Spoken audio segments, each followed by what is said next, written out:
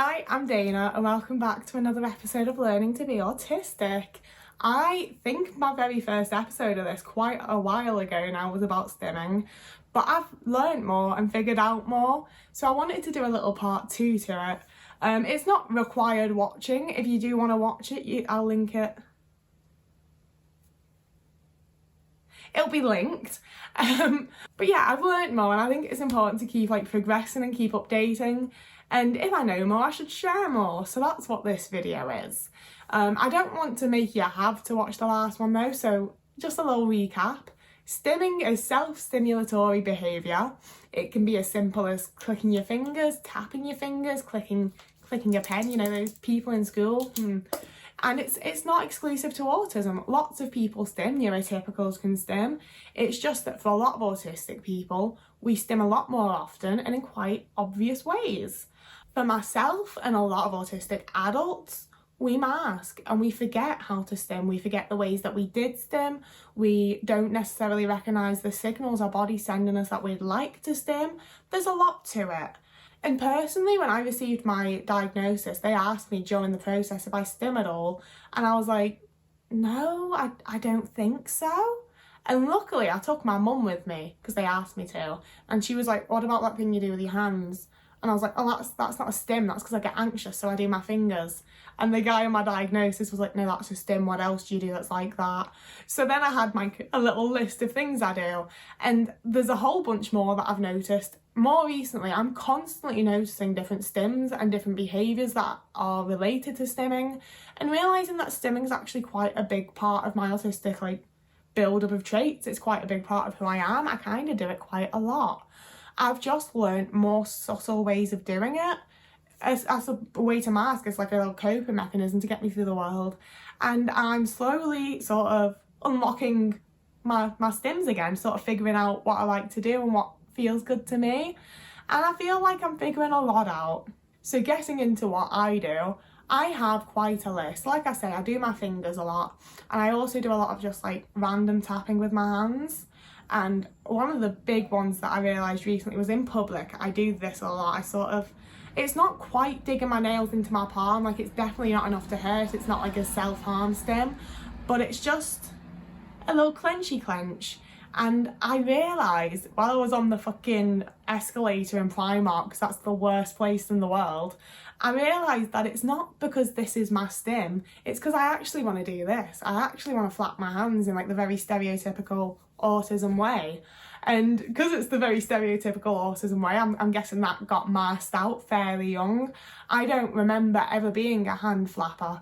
But I do know that I've pretty much always done this, and I don't even notice a lot of the time. I do a lot of that as well. Anything that feels it feels like my muscles are, obviously my muscles are clenching, but it's that type of clench that nearly hurts, but not quite. And it's just very, I need to feel something. And in reality, that's what I want to do. That's what feels good. It feels like such a release. And there's been a bunch of times that I have flapped. That's what we're calling it now.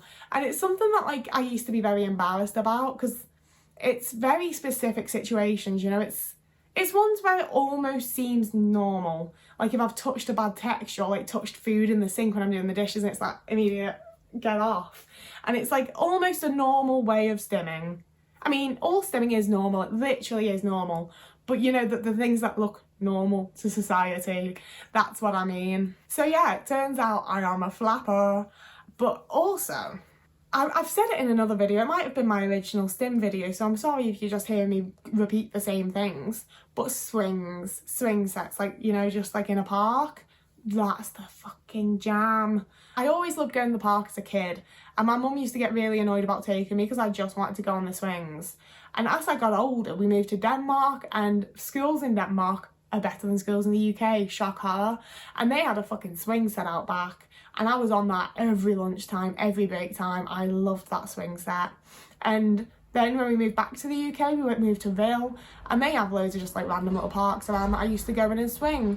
And the police used to come in and be like, you're over 12 and not meant to be in here. It's let me swing, my dude, come on, fuck me. But yeah, that's a huge stim for me. the repetitive motion, your little leg movements, the wind, the way that like it sounds a certain way, especially if it's a squeaky swing and I can like make it like go into a rhythm. Oh, that's the shit. It's so nice. It's so nice. It's such a good stim. Ass is just crazy bad dancing. I can't dance for shit. I haven't got a rhythmic bone in my body. I don't know how I'm meant to move my body. I don't have spatial awareness. I trip over quite a lot. I think I might be dyspraxic. I cannot fucking dance. Like when I've danced at parties and bars, the best I get is like a little, you know, a little two-step shuffle, because I'm just like, if I actually unleash my dance moves in here, I am gonna have a little circle of people around me like in fucking White Chicks, but it's not gonna be because I'm good. They're gonna be laughing at me. But when I'm in my house on my own and I need to transfer from one activity to another, I need to get ready to go out, it's that change, you know, when I need something to help prompt a change, I dance. I put on music really loud, which is also a stim in my opinion, and I dance really badly. There was like a lot of body movement, a lot of jumping, a lot of kicks, a lot of hand motions, a lot of big fish, little fish, cardboard box, you know, all the good shit, all the shit that your dad did better than I do. It's so fun. It's so fun, and it provides my brain that little, okay, there's a definite stop here now, you know. It's like in YouTube poop videos when they have like a random scene that's like 2 seconds long that they put in between each like joke to like break up the monotony and make it clear like a new thing's happening now. It just does that for my brain. Now, I don't remember when I made my original video. I should have watched it before doing this, but I'm lazy. I also just didn't think of it. I was just like, oh, I know more now, I should make another video. But anyway, vocal stims are a huge one for me. And I didn't realise that it counted as a stim for the longest time. And sometimes I still kind of forget that they do. But there's so many little words and sounds and phrases, and especially like most people I know at this point are autistic, like whether self-diagnosed or otherwise, like they're autistic. And there's so many times that they'll make a noise and then I'll make a noise and they make the noise and I make the noise. Or times when I'm watching TV shows and there'll be like a quote or a sound or something that I just have to replicate. And even like someone sent me a picture recently that was I believe The Legend of Zelda, but like in German, and it was called Flutenduden. I spent a long time just sat on my own being like Flutenduden, Flutenduden, Flutenduden, because it just feels so good in your mouth and it's so nice to hear. And there's a band as well called Voivod, and I love Voivod. I love the band name Voivod. I don't know if I've actually listened to Voivod. I really don't remember a single one of their songs. I don't know if I like them as a band. But just right now, one sec, right after me, say Voivod. I don't know when this became Dora the fucking Explorer, but I assume you just said it. Did it feel good? Did you like it? Did it feel good in your mouth? Also, oh my god, and also as a kid, I used to get told off for clicking. What movie was? There was a movie recently where some little girl kept clicking and then like her head got cut off and then she clicked in the corner of the room. But me as a kid, but I had a head. I'm not sure I do anymore, but just... I used to do that constantly as a kid. That was like my favourite thing to do. I loved doing that. Like I'd just walk around or be in my room just a little... I've mentioned before I also used to chew the inside of my cheek until that one grown ass man in the street made me feel bad about it for no reason. But it was literally just... like I like to really get it between my teeth, you know. It's probably a good thing that I stopped doing it, or it probably would have fucked up either my teeth or my cheek. But that was a good one.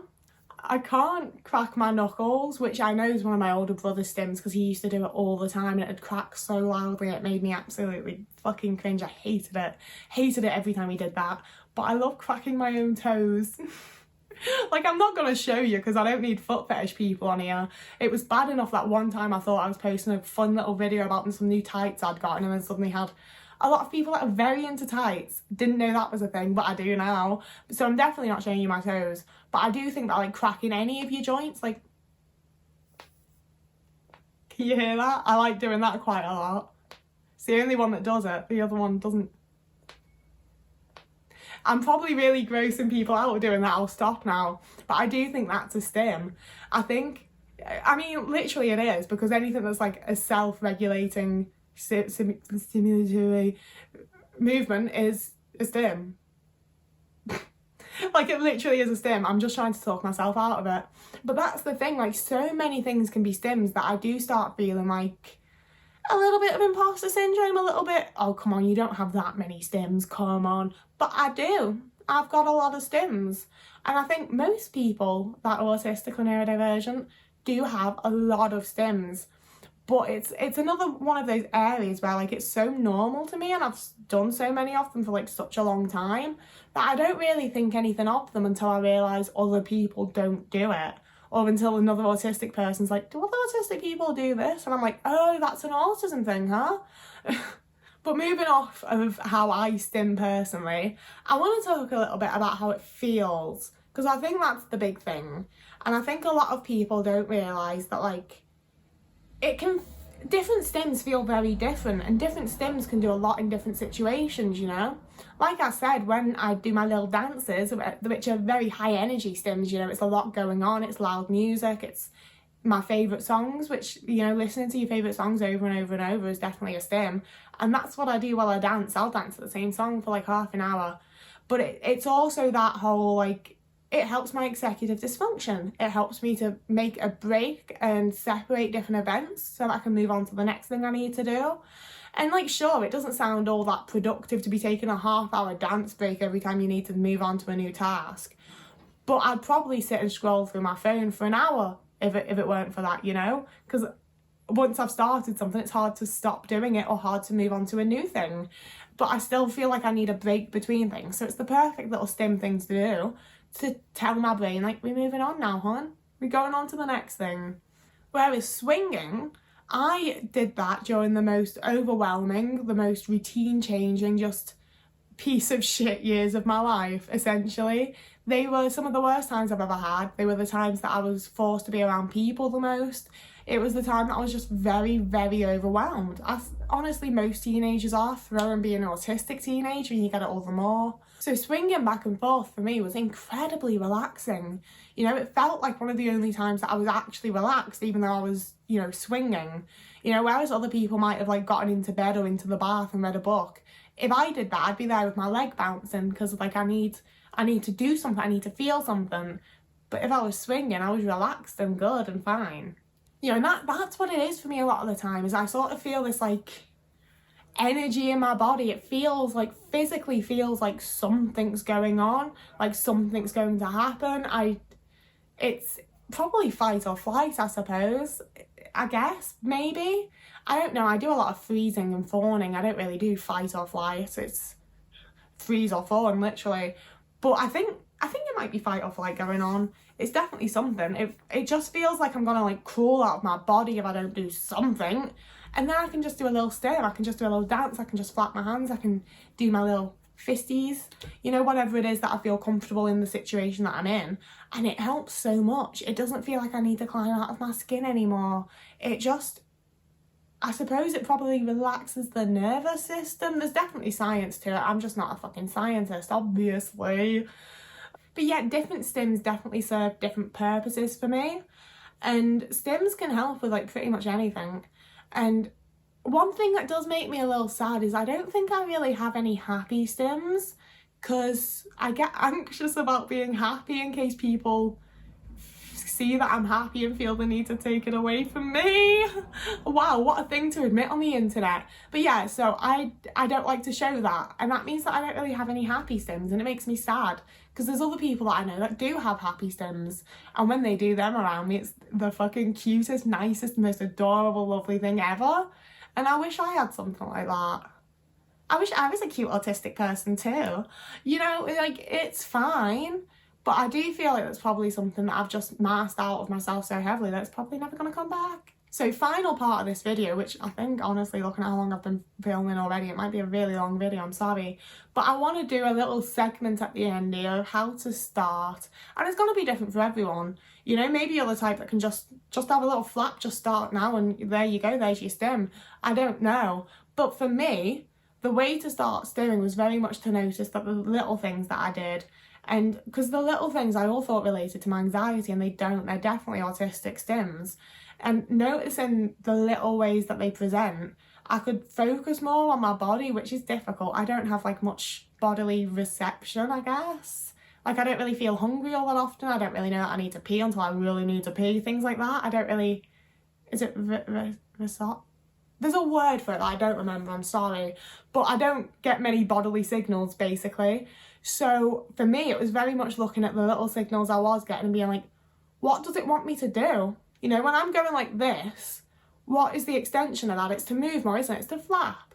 When I'm sat at home with my leg bouncing and everything feels like it's a bit shit and like I'm going to climb out of my skin, I just need to move in some way and I can't figure out how. To just give myself the permission to move in any which way and just look like an absolute idiot for half an hour, to look like a total clown without a care in the world because no one can see me, you know, that's really good for my like nervous system, for me to be able to stim. I have like 4 dance moves, you know, it's very much a repetitive, like, is what I do.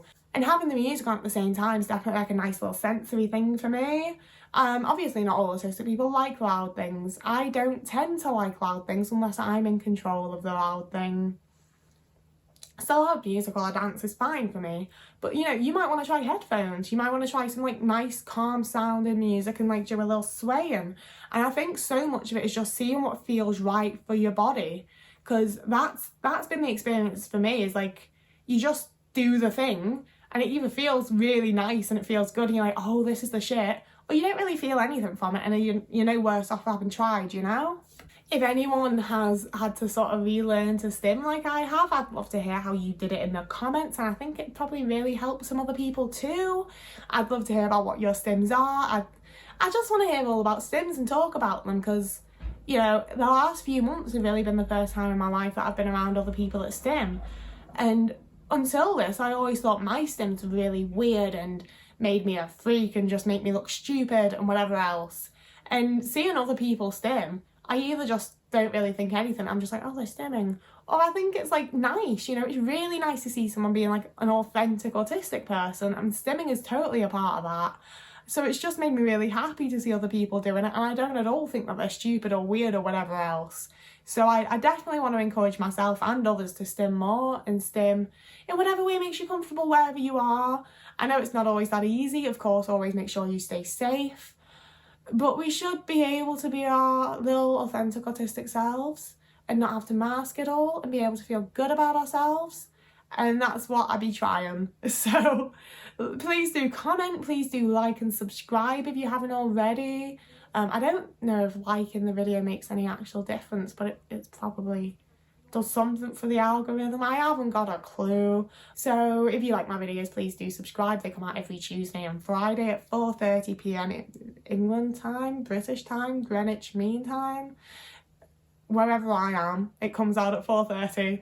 So whoever you are and wherever you are, I hope you're having a lovely morning, evening, day, afternoon, week, month, year. That's a stim too. And I'll see you again in a few days.